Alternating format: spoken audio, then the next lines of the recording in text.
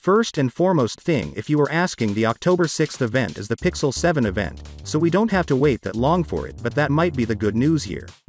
The bad news is that even being a flagship phone and that is replacing the Pixel 6 and 6 Pro, the Pixel 7 and 7 Pro will have only 2 story options, and that's not bad though, but if you look at it, it's 128GB of internal storage and another one is a 256GB only.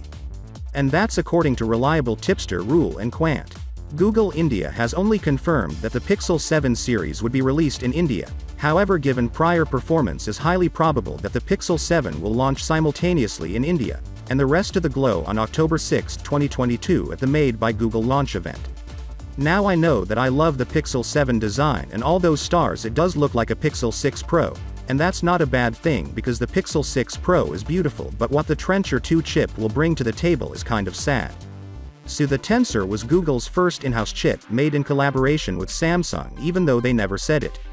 So Kuba has come out and said that Google's upcoming Tensor G2 processor will use the same CPU cores as the first gen, and the Mali 710 GPU details below, he said.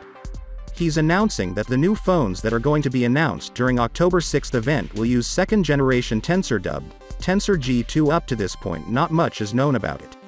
He said a few days ago somebody using dogfood Pixel 7 Pro ran a Geekbench score, and revealed the following about the chips in terms of their score.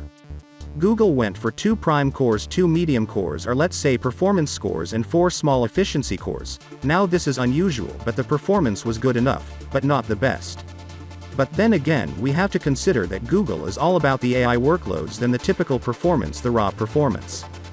Kuba also said the G2 is way slower than the competition in terms of raw CPU performance. That would mean against Apple and this newest Snapdragons these days. That's not everything though. Thermal solution, software optimization, and miscellaneous components also take a big part in delivering good UI and performance.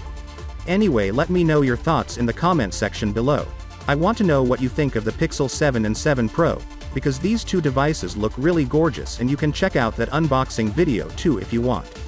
Stay tuned for more updates. See you for the next time. Peace out.